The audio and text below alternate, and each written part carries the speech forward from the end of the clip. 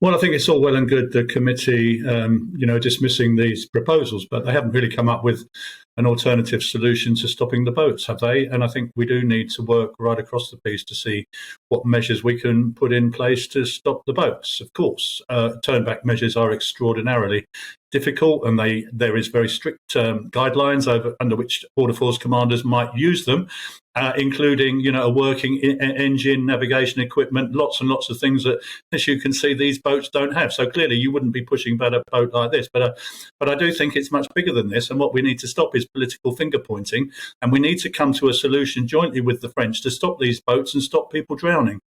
OK, all right. I mean, is it actually illegal? Is it actually unlawful, do you think, the idea now that we could maybe push some of these boats back? Is it a bit of a grey area?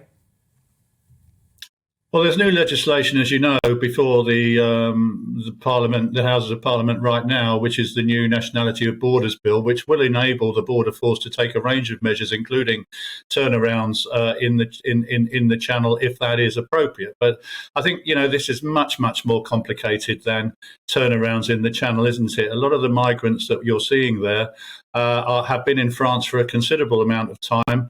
Many of them are economic migrants. What we really need is an agreement with the EU to make sure that we stop these boats from crossing in the first place. If they are found on French waters, then I think the French have a role. I think the European Border Agency, Frontex, have a role and a duty, in fact, to intercept the boats rather than relying on our own border force to have to deal with this. We've got plenty of problems to deal with on our own.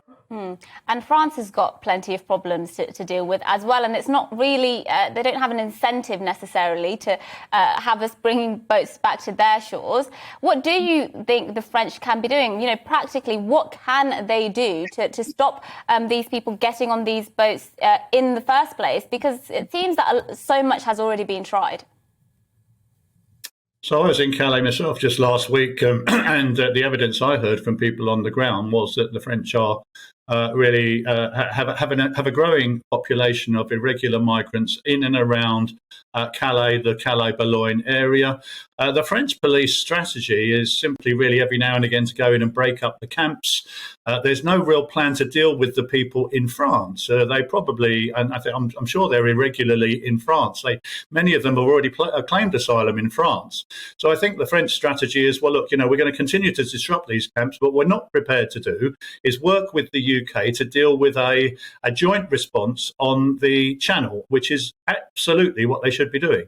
They have a duty, the same as we do, to save lives in their territorial waters. They have a capability to do that, but politically, they're not prepared to do that right now because it suits them to allow migrants, I think, to come to the UK. We've got the French presidential elections coming up next year. Lots of noise from them about tearing up the Touquet agreement and actually, funneling even more migrants in our direction. But we have a duty, don't we, to control our own borders. And so we do need to get to an agreement with the EU to stop these boats and put these smugglers out of business. Yeah, well, look, I do agree with you on that one. I think a lot of people are questioning whether or not Border Force is actually fit for purpose, or indeed wants to be fit for purpose, because Paul Lincoln, who's the outgoing head of UK Border Force, I think was quoted as saying, well, I can't actually quote him on this because he got a bit sweary, but he doesn't particularly like borders, apparently. So I think that might be an issue. Is there any, what do you make of that?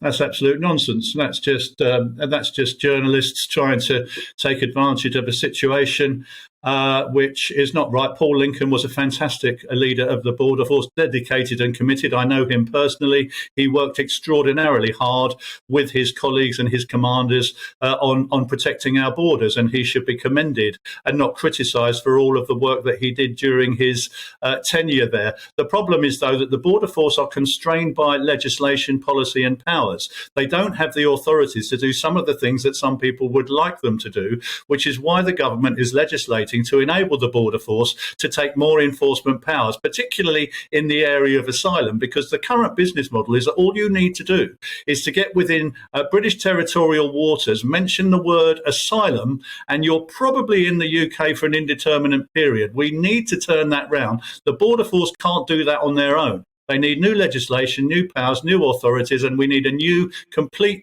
rehash of our asylum structure so that those that are not entitled to stay in this UK are sent home. And that is the message we need to send to the migrants themselves, to the smugglers, and to the EU and to everybody else. We will not tolerate an open border strategy, and they need to work with us on that.